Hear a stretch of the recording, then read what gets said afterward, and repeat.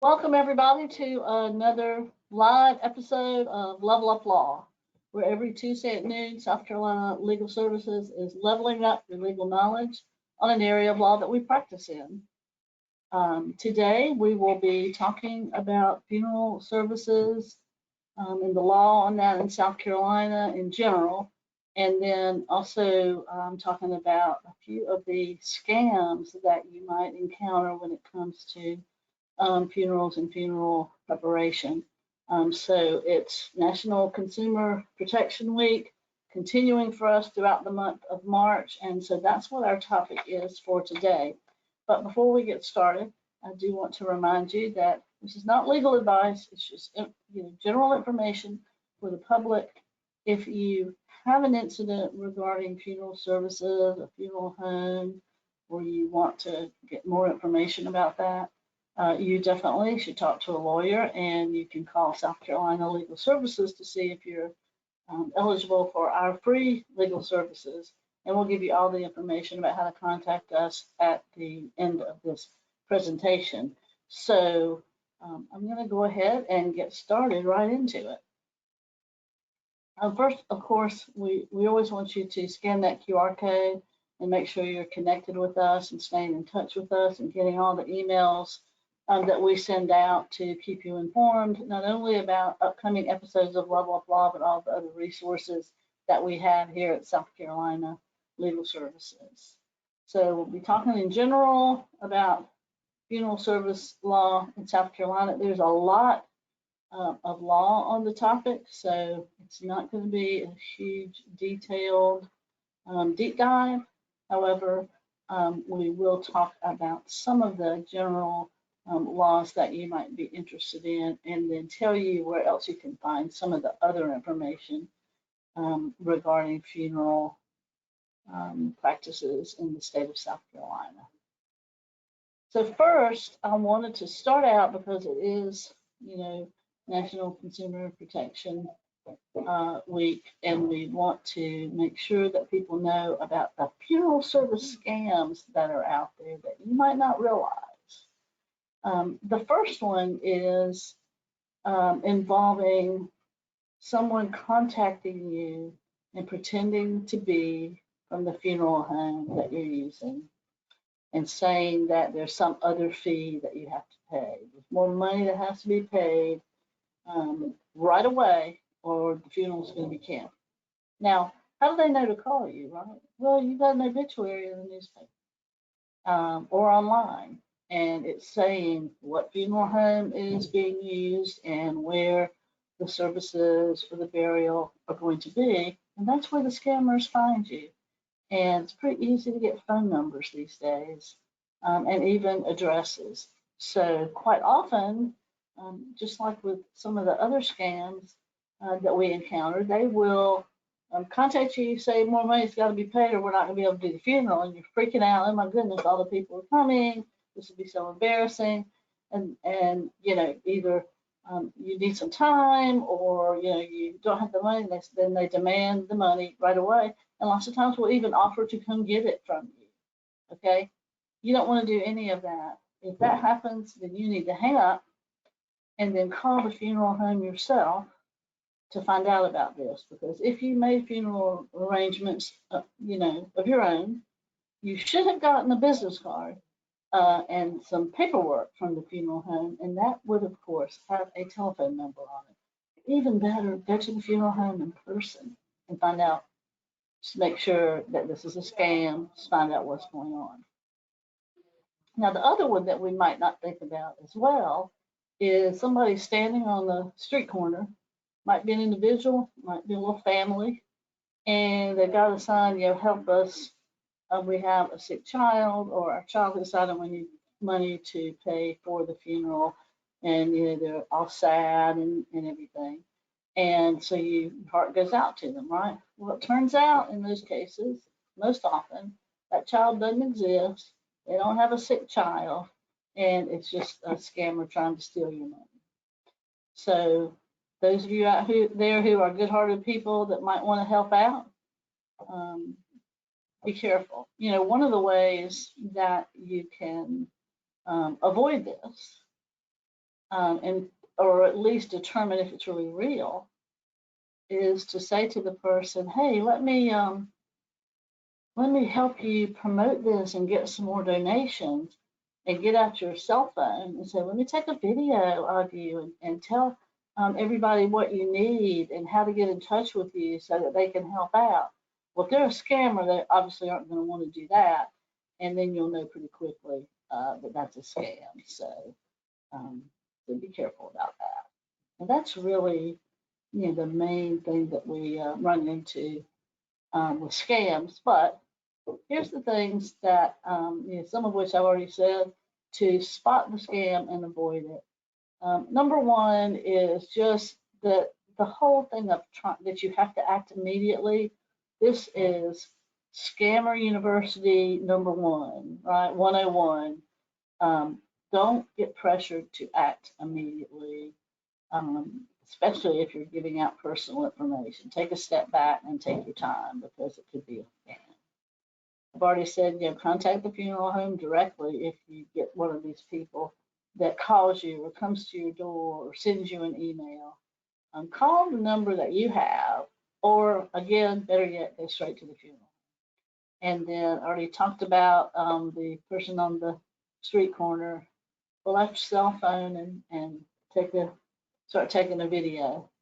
And then, as always, I want to warn you about, when you are paying for things. Okay? Probably not legitimate if they want you to, if it's random, somebody you don't know or that you barely know that you just started to do business with. They want you to use a wire transfer, cryptocurrency, like Bitcoin and those kinds of things, or the old favorite gift card, because none of this can be traced, right? Or can't be traced, or once it's gone, and you can't get it back. And typically, people who are scammers are not going to have a situation with things like a wire transfer to where you can actually track them down. Now, most important thing I wanted to tell you about today is the Federal Trade Commission's funeral rule. Okay, and this rule was put into law quite some time ago, and the reason was so many people were getting defrauded or scammed, or just funeral homes acting kind of predatory many years ago, and they felt a need to make sure that people were protected and that all funeral homes kind of have to operate the same. And that is when the FTC funeral rule came into existence. And it's been a really big game changer, I think. It's really allowing you to compare prices and requiring funeral homes to do certain things to give you information. Now, the one thing that doesn't apply to is those third-party companies where you might separately buy a casket, or separately buy a funeral plot, or a gravestone. Doesn't apply to those. So we've got two slides here with about 10 or 11 rights that you have under the funeral rule. Okay. You have the right to only buy the funeral arrangements that you want. A lot of funeral homes have packages. Those are fine. Sometimes, you get a discount if you buy a bunch of stuff within a package, but you don't have to do it that way. And you can buy just specific things that you want. Another thing is you have the right to get the information over the telephone. So it's a requirement under this rule that funeral directors give you price information on the telephone if you ask for it. Okay? Now, most of them these days are going to have the price list on their website, or be able to email it to you or something like that. So they might, offer that instead. But you have the right to actually go over that on the telephone. Not everybody has email, and not everybody has the internet. So You have the right to get all that information over the phone. You also have the right to get what's called a general price list. They are required to give you that, even if you're just, shopping around to see who's got the best deal or to see where you actually want to have the funeral. And of course, all of these apply whether a person has just passed away or if you're just planning, a funeral while the person is still living, or if you're planning it for yourself, while you're still living. And also the casket price list, they have to have that. And that's usually a separate list. And you also have the right to get those lists before you look at anything, caskets in particular. Okay? Lots of times they say, oh, let's go look at the casket options, that we have here in our showroom or whatever they call it.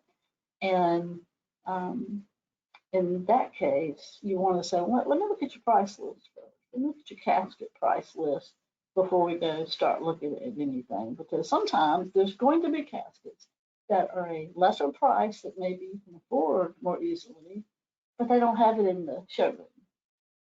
So be sure and do that as well. Get that casket price list. And then, there's also our burial containers. And those are not required under state law, but some cemeteries may require it, and they do have the right to require that. And of course, the reason is that as things deteriorate underground, the soil and the grave plot may kind of fall in, and this keeps that from happening. So you may find that wherever you're planning to, if you plan to use a cemetery, they may have that rule. You have the right to receive a written statement of everything that you've chosen and what you're choosing to buy as a product or a service, and to get that before you pay. You don't want to get an estimate. You don't want to get a ballpark figure. You want to know exactly what you're going to have to pay. And most often, hopefully, there's some life insurance that's going to pay for it. And so you want to know exactly what you're going to have to pay. And then you have the right to get an explanation in the written statement from the funeral home that describes any legal cemetery or crematory requirement that might require you to buy some kind of good or service. Now, using an alternate container is also a right that you have. If you're going to be cremated or your loved one is going to be cremated, you have the right to not use the casket for cremation. Now, you do have to have a container because for cremation, they don't handle the body, they just handle the container that the body is in, and all of that is cremated together. So just know that you have those alternatives, but with cremation, you will have to have that container, but it doesn't have to be some fancy, expensive thing. Now, also, if you're being cremated, you have the right to provide your own casket or your own urn if you're being cremated. Okay? And your funeral provider cannot refuse to handle that incoming item if you are using their services. Okay? And they can't charge you to do that either. And also, they can't require you to be there when it gets delivered. Sometimes, that's a way to discourage buying it somewhere else. Oh, well, you're going to have to be here whenever it comes in, and we don't know when that will be right now. But no, you don't have to do that. They will need to, if you provide an alternative, an urn or casket that you bought somewhere else, they have to receive that at no extra charge to you and at no requirement for you to be there. Embalming. State law does not require embalming here in South Carolina. Okay? There may be some situations where it is required. For example, if you're going to have a visitation that has an open casket, that may be a requirement of a particular funeral home, but you don't have to embalm the body either way. All those, and you can find this FTC funeral rule on their website at ftc.gov, and I'll have that information for you at the end of the presentation. Okay. Now, here's some of the rules about fees that come from the funeral rule. Basic services fee, okay? This includes the basic planning of the funeral, getting permits, death certificates, all of that stuff together, okay? And it's not going to include some of these other optional things or products that you might buy. Those charges, that are kind of optional, those are separate, okay? And here's a list right here of some of the things that might be, whether it's transportation,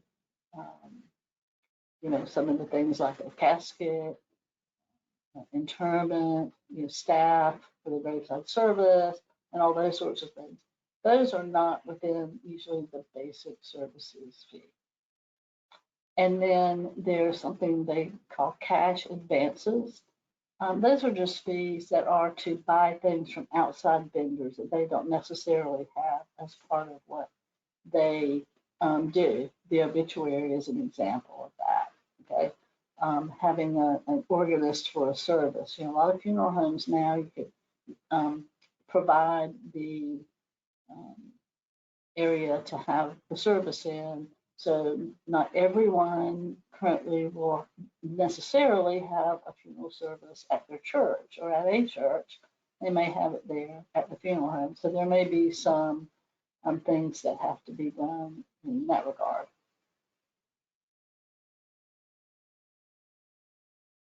Now here is just a checklist. And if you're going to, especially if you're looking around before having passed away, nobody is dead yet, but you want to go ahead and think about some arrangements and what the cost is going to be and that sort of thing. This is a little checklist to help you compare costs at different funeral homes, because as I said before, the funeral rule does allow you to get those costs, get that general price list that we talked about.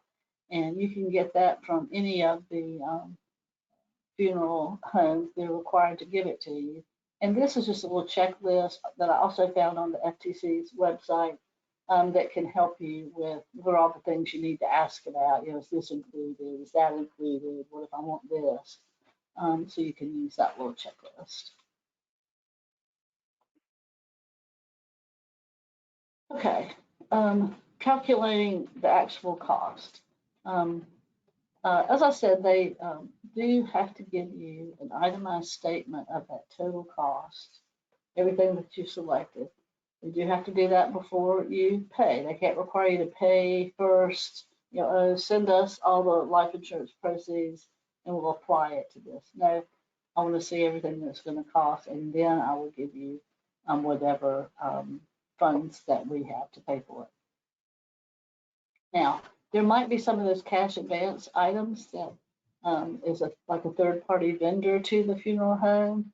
They may not know exactly what that's going to cost, but they need to give you a good faith estimate. In fact, it's required that they do that. Also, must disclose to you any of those legal requirements, just the goods or services. Okay. Now, there's not like a specific form for all that, but there's the requirements of what has to be in those forms that the funeral homes use to comply with the funeral rule that the FTC has. Okay, embalming. Okay. Now, as I said before, some funeral homes are going to require the embalming if you're going to have a viewing of your deceased loved one, or have, a visitation where you want the casket to be open. Um, but if that's not going to happen, or if you're going to be cremated, then the embalming is certainly not required here in South Carolina. And I don't think it's required in any state. And that could be a big money saver. So you need to know that, especially if you're choosing cremation, you might get the mistaken idea that you still have to do embalming, but you don't. Now, here's some things that again, required by the funeral provider under that rule. Can't provide embalming service without your permission. They may not falsely state that embalming is required by law, because it's not. Most must disclose in writing that it's not required by law. So they can't state that it's required, but they also have to disclose in writing that it's not required. They may not charge a fee for an unauthorized embalming unless that's required. So it's not required in South Carolina. In some other state, that might be the case. But that's there's lawsuits out there for negligence when embalming is done when it wasn't requested, and they certainly can't charge you for it if you did not request it. And of course, remember that they do have to disclose to you in writing that you have the right to choose what the disposition of your loved one is. Okay, is it going to be direct cremation or immediate burial that does not require embalming if you do not want the embalming? And then finally, they must disclose in writing that some funeral arrangements, such with the viewing, may make embalming a practical necessity. And if that's the case, then there is going to be a price. So that may be a choice that you need to make. Caskets. So there's a lot here on caskets. So let's just get into it. Often the most expensive item, but again, they do vary in price, and you have the right to look at that casket price list first before you start looking at caskets or making any choices. So you can get that list and go straight to the one that's least expensive and say, that's the one I'm going to get. You don't want to be talked into something that you can't afford. When you visit the funeral home or their showroom to shop for the casket, they do have to show you the list of what they sell. And then it is in their, obviously, best interest to show you the higher end models, the more expensive ones. But if you haven't seen those lower price ones, ask to see them.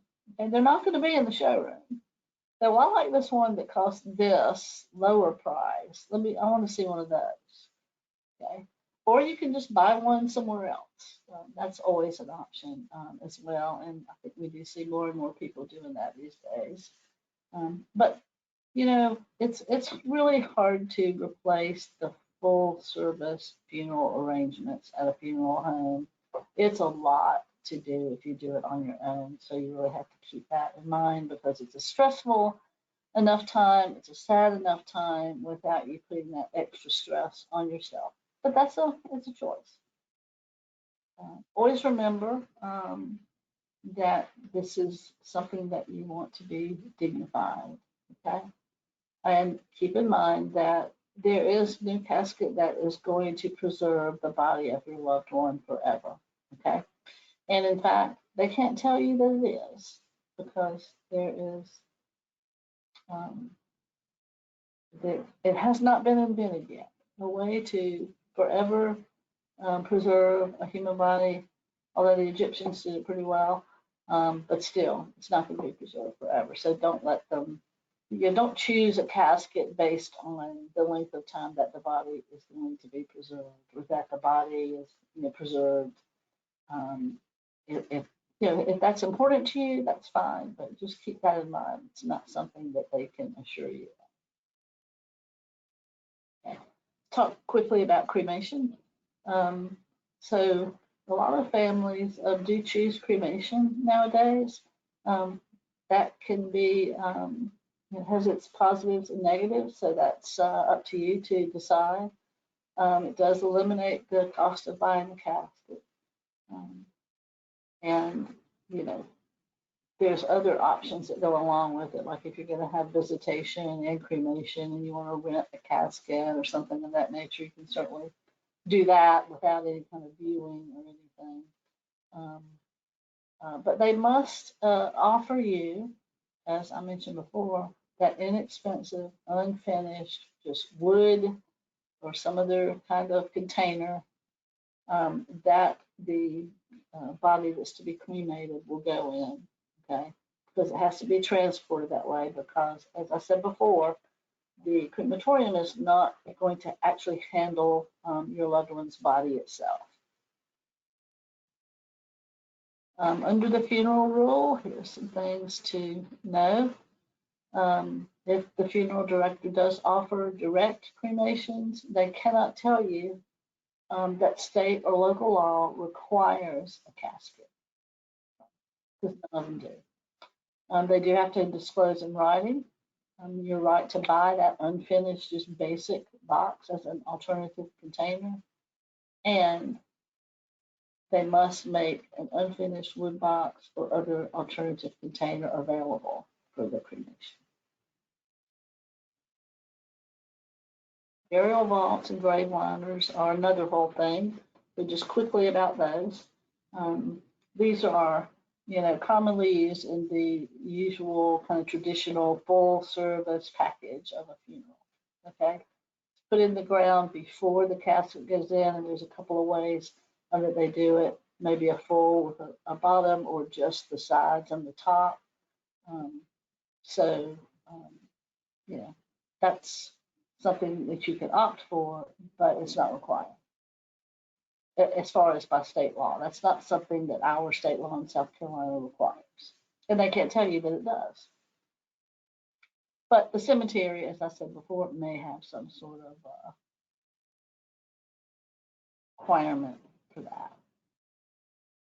And also, interestingly, it is illegal for a funeral provider to claim that a vault is going to keep out water, dirt, debris, and that sort of thing out of the casket. So that should not be, it's not allowed to be a selling point for a casket.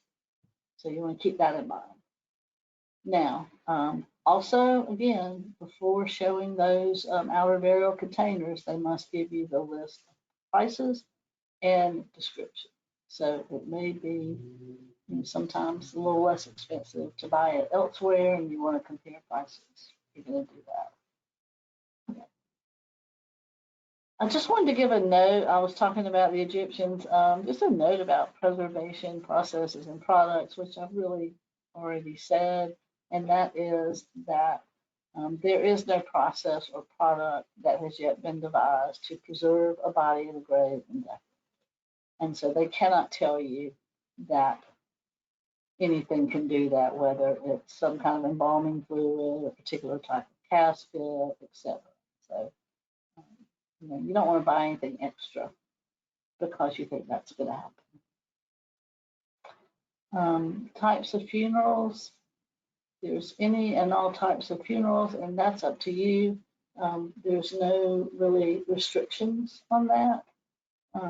They can be, elaborate or simple. They can be religious or not religious. They can have visitation, not have visitation, be graveside. There's all types. Traditional or full service funeral is, I think, what we typically think of. But thanks to the funeral rule, we now are able to really, make some choices and eliminate some things that really drive the cost up. Direct burial, that's really where it's a simple container, no visitation, no viewing, no embalming. Maybe you have a graveside service, but it's just direct to the grave. That's what's called a direct burial. These are words you need to know when you're making these plans. Direct cremation is kind of the same thing. you know, direct from the place of death to the crematorium. Now, there may be a fee, from the crematorium, right? May be added on, so you need to know about that. Just a couple things about choosing your funeral provider. It's important to know that you're not required to use one in South Carolina. Okay. And as I said, you don't have a lot of experience, you don't know the legal requirements involved, stressful, emotional and all that. But you can do the burial of your loved one without a funeral home. In fact, there are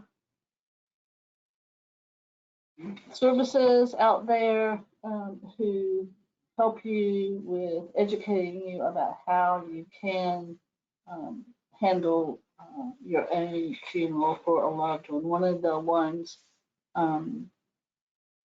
that is mentioned by the FTC is the National Home Funeral Alliance, and their main goal is support and education for home death care.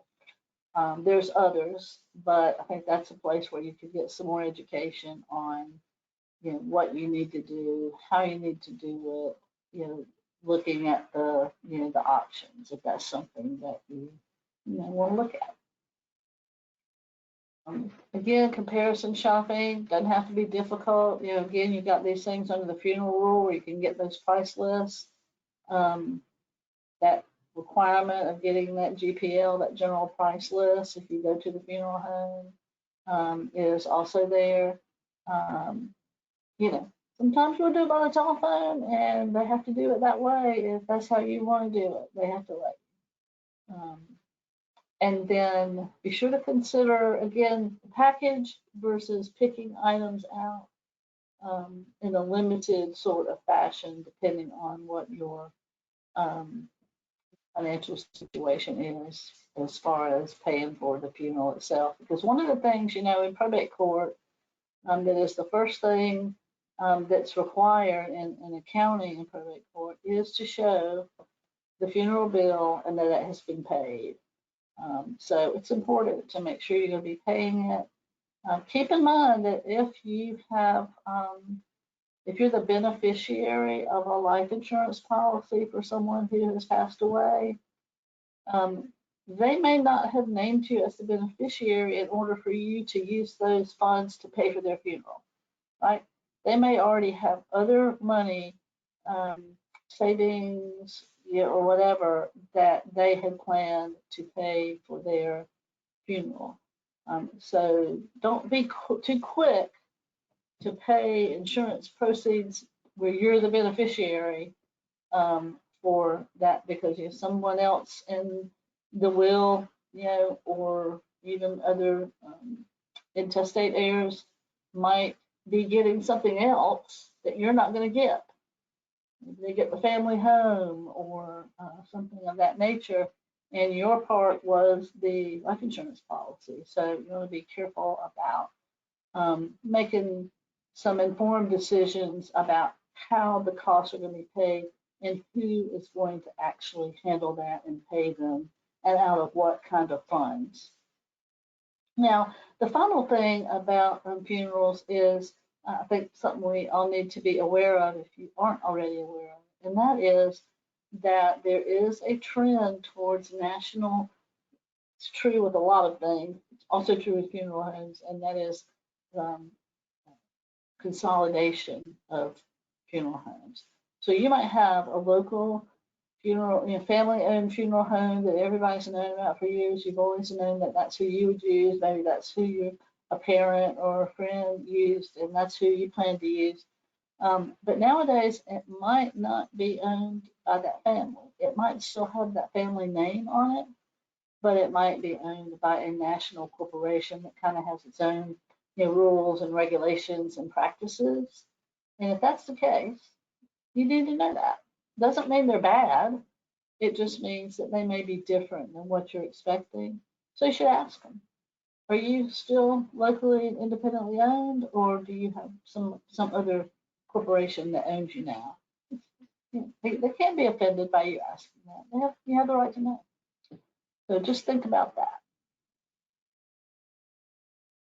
Okay, that is it for me. I do want to say there are a lot of other laws in South Carolina. There's a whole law on pre-need and burial contract. That's where you go ahead and pay for it, and then the money goes into trust. We have had clients from time to time, excuse me, who've had problems with that.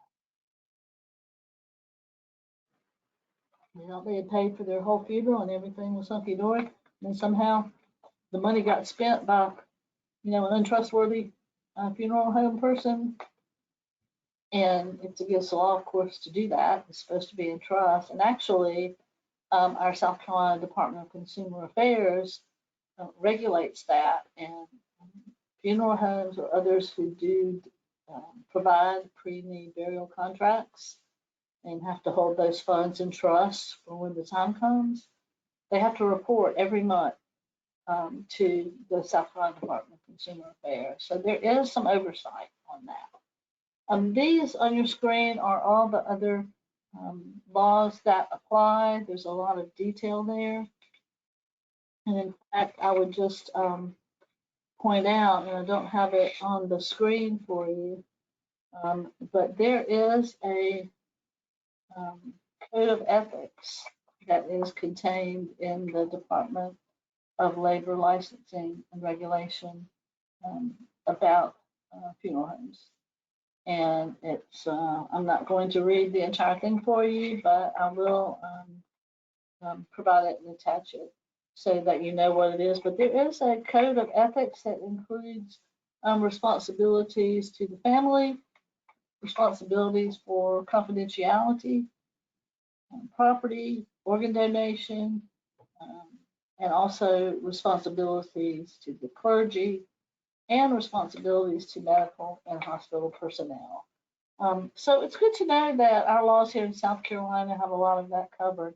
In fact, I think there's currently a bill in our legislature that deals with, it's really, I think, under the Department of the Motor Vehicle law, but it deals with how funeral processions are supposed to go. So there's some new additions to that rule. And so that's something that will possibly be coming into law here pretty soon. But anyway, we have the Board of Funeral Services. Now that is who kind of governs the activities. So you can make a complaint if you are experiencing some kind of, experienced some kind of negligence or fraud. You're able to, through the Department of Labor Licensing and Regulation, file a complaint to the Board of Funeral Services and have that complaint investigated and heard. So there's the law, and then there's the regulations under the law for that. And then, as I said, there's a pre-need funeral law in our code of laws. Also one for cremation authorization. I've got here your coroners and medical examiners law, professions and occupations, because being a funeral director is a profession that is regulated by our state government. And then, of course, the FTC, which has quite a bit of information about funerals in general, but obviously the funeral rule and how it operates. And then the Department of Consumer Affairs, and there's their website as well. So I hope this has been helpful to you. If you are in the situation where you need to make arrangements, either because someone has passed away or you're just anticipating that you're going to need that, we definitely want to have some information out there for folks. If you have an idea about an episode of Level Up Law, scan this QR code and let us know. We're always willing to talk about the topics that you want to talk about. If it's not an area of law that we practice in, we'll bring somebody in and have them talk about it for you. Here's our Connect card. That's the one that's going to tell you how to apply, when to apply, or where to apply, both phone and online. And I encourage the online. You'll get a call back if you do it online. So, you will ultimately talk to a human being. Also encourage you to follow us on social media. All those handles are right here on your screen. Please be sure and go to our YouTube channel. There's producer Kenneth Elliott, who has been back there in the background with us throughout this presentation. He will post this presentation on our YouTube channel so you can see it again. And you can scroll through all the other episodes of Level Up Law about all kinds of different topics. There's over 150 of them, so I encourage you to go there. And if you found this to be helpful, please do give it a thumbs up, like it, share it with others that might find it helpful. That's all we have for today. Now join us again next week for our third in the series of National Consumer Protection Week, when we'll be talking about fitness and diet scheme. Thanks for joining us, everybody. We'll see you next time on Level Up Law. Take care, everybody.